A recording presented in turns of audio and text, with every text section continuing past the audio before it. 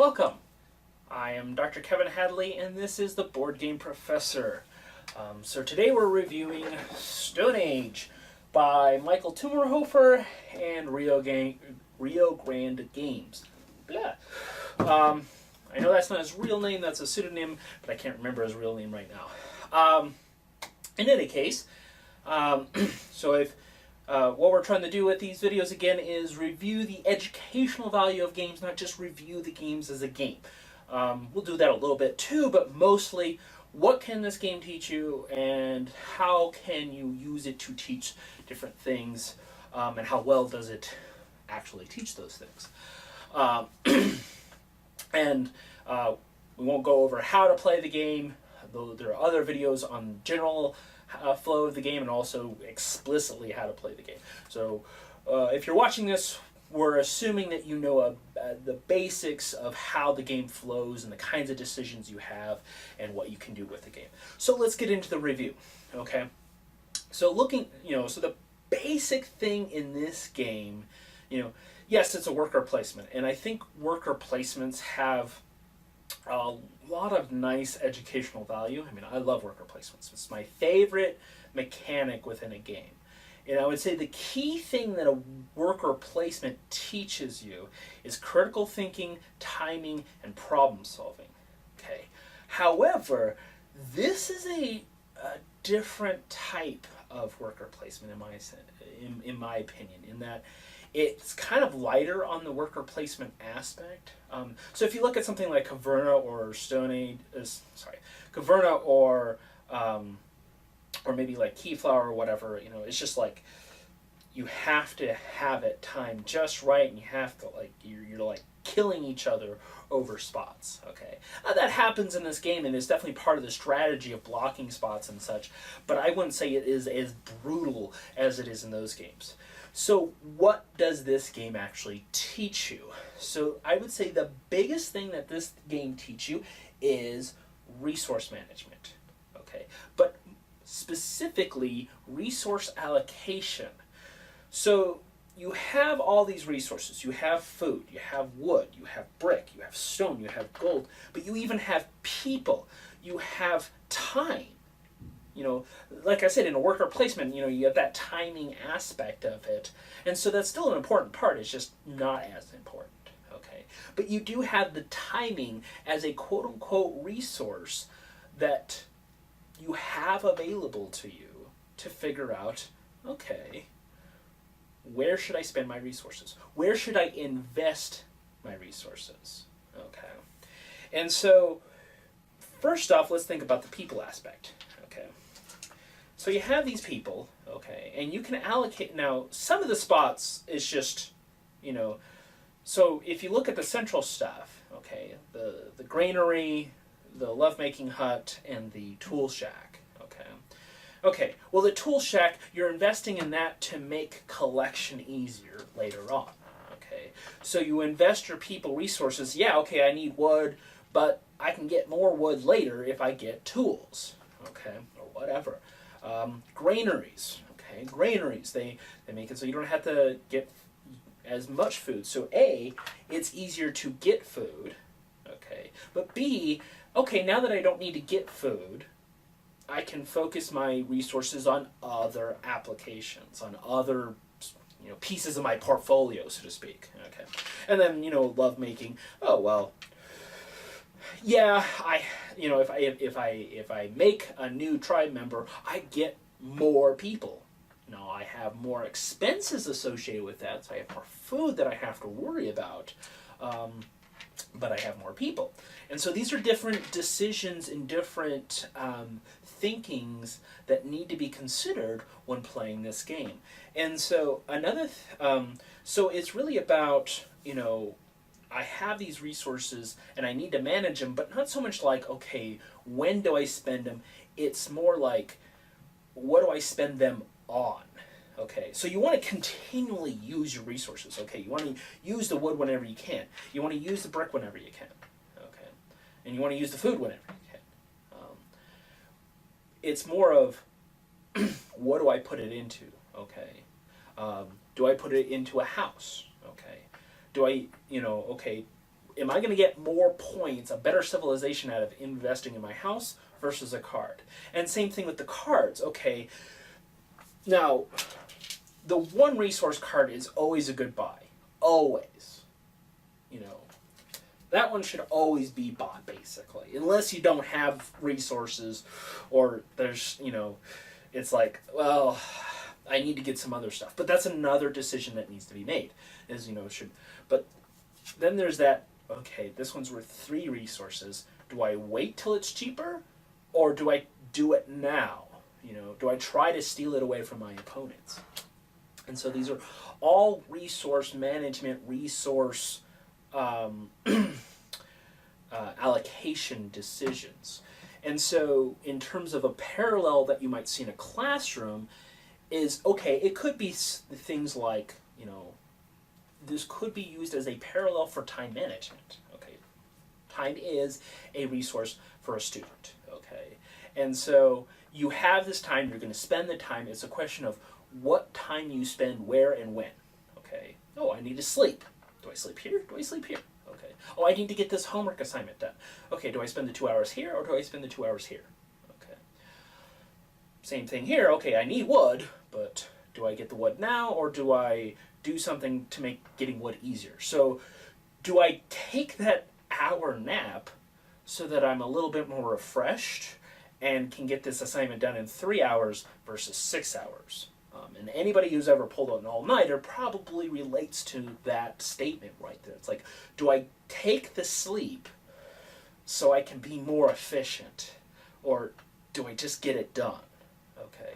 And so that's kind of something that can be taught, you know, to like a teenager, if you have a teenage child, or, you know, your students in general. But other things in terms of resource spending, resource allocation, it could just be like from a business point of view in terms of engineering, you know, where do we invest more? Do we invest more in this part of process or this part of a process or whatever? So this might fit in really well with like an engineering economics type of course, and that kind of thing. So resource allocation. Another one is probability and statistics, actually. So now you might be like, well, any dice game is going to be probability and statistics. But what's nice about this is the mechanics of how the worker placement works. Because, okay, if I put one guy into brick, okay, I have a 50-50 chance that I'm going to get a brick. Okay. If I put in 2, I increase my chances of getting a brick, but I actually decrease my average brick per person. Okay, so if you do the math, I mean, if you're watching this and you are a prob stats person, I think you can see where I'm going with this, is that, yes, I have 2 people in there, and I'm more likely to get one because, you know, the average on 2 dice is a 7, but the average on 2 dice is a 7, which is only 1 brick. Okay, and so my average brick per people has gone down. My potential, so what I've, you know, so there's a lot of probabilities in statistics associated with like, okay, the likelihood of getting a brick, the likelihood of getting, you know, what's the average rate of brick per people, and again, all those kind of decisions associated with that, and so really, what's the balancing point? You know, should I put 4? Should I put 5? And you know, that kind of goes back to the first skill, but in terms of a formal statistics, now would I play this game in a classroom? Probably not. What I might use this for, though, is like a homework assignment. It's like, okay, go home, go play Stone Age, so that they get an idea of how the game's played. And now it's provided, you know, kind of this wealth of problems associated with the statistics of, you know, allocating the people and deciding, you know, the best utility of your resources. Again, so, you know, or if you're doing an investment type of course, okay, where do I invest these people? Well, the statistics, the probability says, if I need at least 1 wood, I could benefit from this many, but I need at least one. I should allocate X amount of people to collecting wood to make sure that I get my wood, but also get the most out of the people as a resource. So that's another one, is a lot of probability and statistics in terms of how the different people, more dice, changes the statistics. Because it is kind of interesting. It's not just, okay, more people, yeah, I am more likely to get resources, but I'm not as likely to get as many resources for how much I invest, which is an interesting decision. And then finally, kind of risk assessment, okay? And it's all kind of tied into those two other things, but as I allocate more people to a spot, my risk assessment, my risk goes down. I'm more likely to get what I need, okay? So, how far do I how far do I invest to minimize my risk? Now, obviously, I could allocate everybody to a spot and have have basically no risk, okay? So if you're bringing in risk analysis, here's, in terms of investments and stuff, here's a nice way to kind of bring that concept into it. It's like, okay, I'm going to put in a lot more and risk less, okay? Whereas, certain stock things, okay, the risk is proportional. The more you put in, the more you're risking, okay? Here, it's different. You're investing more and risking less, okay? And the other thing is, okay, well, if I choose this, what kind of risk is associated with, with that? I mean, I'm definitely going to get something out of it, but I'm risking that I'm going to lose a wood spot. I'm risking that I won't be able to buy this house, okay? Let's see here. There might be some minor things like critical thinking and problem solving. I wouldn't say that this is a good game to really teach those formally. I mean, I think it develops those things, but it's not something I would teach them formally. Something else that this game definitely does not teach, it probably does not teach much about the Stone Age. I mean, I'm not an archaeology professor, so I can't really comment on it, but I'm going to bet that this doesn't model Stone Age life very well. Okay. Same thing with like, okay, I could teach them that religion is important. Well, you could probably say it without the game. That religion was part of a society. And so I think those are things in the game that add flavor to the game and kind of tell a good story, but they're not something that the game teaches. Really when you think about things that the game when a game teaches, it's things that it models. Okay, and here the biggest thing that it models is resource allocation and things of that sort. So going through the list of how I wouldn't teach this, about culture, I wouldn't teach this about the Stone Age, but I would teach it about all the things associated with resource investment, and there's a lot of neat little probability and statistics things associated with this, and the impacts of different types of investments, investing in farms versus investing in tools versus investing in people. So if I look at, kids. Well, the suggested age is 13 plus, and so there is My First Stone Age, and I've never played it, so I don't know how that one plays, but that's probably a better one for younger kids. But even like a teenager, it's like, okay, you're trying to teach them money management, okay, where do you spend your money? Now again, this isn't about saving money, because there's probably better games about how saving money. In this game, you don't really want to save. You want to spend, because anything you save is lost at the end of the game. You might need to save to get a specific thing, but you're not really getting anything on your return in terms of savings. So, but kids, probably not a good idea. Okay, just because it's too much of a game for a kid, I think. In any case, so alignment. How well does this teach the aspects of probability statistics and resource allocation, and what's the value of teaching those things? I give it a B. I think it takes a lot. It's going to take a good amount of work to get that in, and it's not something blatantly obvious, so it's not something like I can bring this into the classroom, have them play it, and we can start discussing it.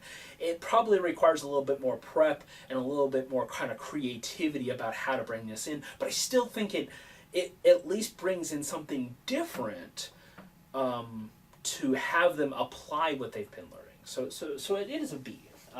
Theme. Well, nothing wrong with a theme. It's you're not saving the world, but hey, it's you're Stone Age and you got people, and it's a pretty neutral theme. So I give that a B plus. Okay. It could be like, oh, why are we doing stuff in the Stone Age? I'm trying to invest in my tech companies, not in terms of my hammer. So some people might have resistance to the theme. Complexity. Like I said, for a small child, definitely too complex. For an adult, though, it's fine. I give it a B plus. Okay, there is an element of complexity, but nowhere near that of other worker placements. Okay, the rules are about 6 pages long, I believe, and that's kind of one gauge of how complex a game can be. There are a couple of special scenarios, especially with the cards. Interpreting this card versus this card, and sometimes you have to reference that. And some of the buildings and how they work can be a little wonky. And, like what spots can be used and what spots can't be used. Again, wonky, but pretty manageable. So B plus on complexity. Time. Well, it says 60 to 90 minutes. That's pretty darn close. It can get a little long. And in fact, in my family, we have a special way of setting up the game so it doesn't run as long. If you're curious, you can watch the other video, but I'll just really tell you right now, is we only use 5 buildings per pile, and that's 5/7 of a pile. 5/7 of 36 cards is about take 10 cards out. So play with 26 cards and 5 cards in each pile. It cuts about 20-30 minutes off the game, and you can fit it within an hour. But if you don't do that, it can get kind of long for certain people. So I'm going to say a B on the time. Fun. I love this game. This is one of my favorite games. I think it's so fun. And I don't know many people who have resistance to this game. If you kind of consider games like Ticket to Ride and Settlers of Catan as like gateway games, I wouldn't call Stone Age a gateway game. But I definitely call it a gateway to worker placement, because worker placement has that weird kind of mentality. I mean, I love worker placement, but it's different. It's not something that a non-gamer has ever really seen. So this is a great way to introduce somebody to the wonders of worker placement. So I give it an A- for fun, but that might be biased just because I love this game so much. It's just so fun for me. And then finally, cost. It's B plus. MSRP is $45, but it's out of print. So unfortunately, you kind of have to work back channels to get Stone Age. I still think it's a great game, and I hope they bring it back into print because it's just so fun, and I do think it can teach some neat things.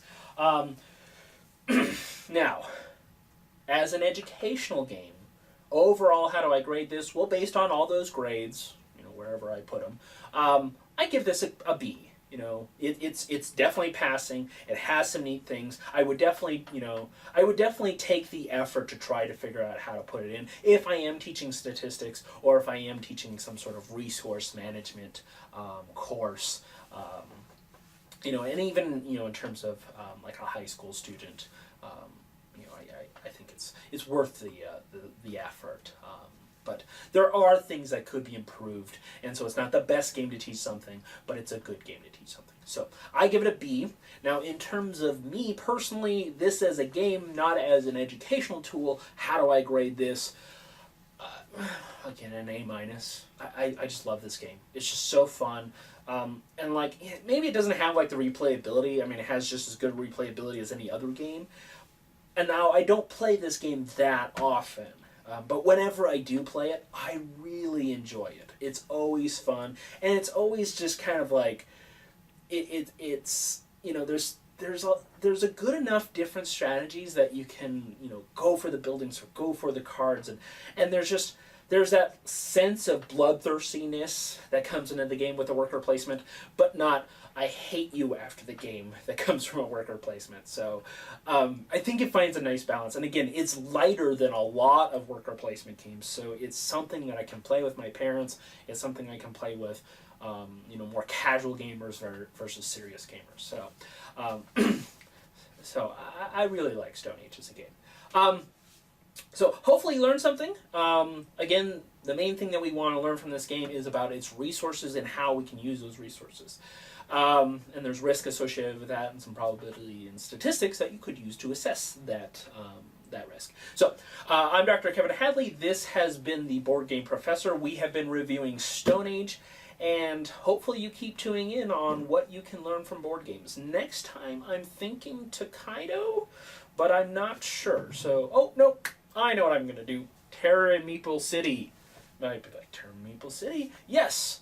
There is something you can learn from Terror in Meeple City. So next time, stay tuned.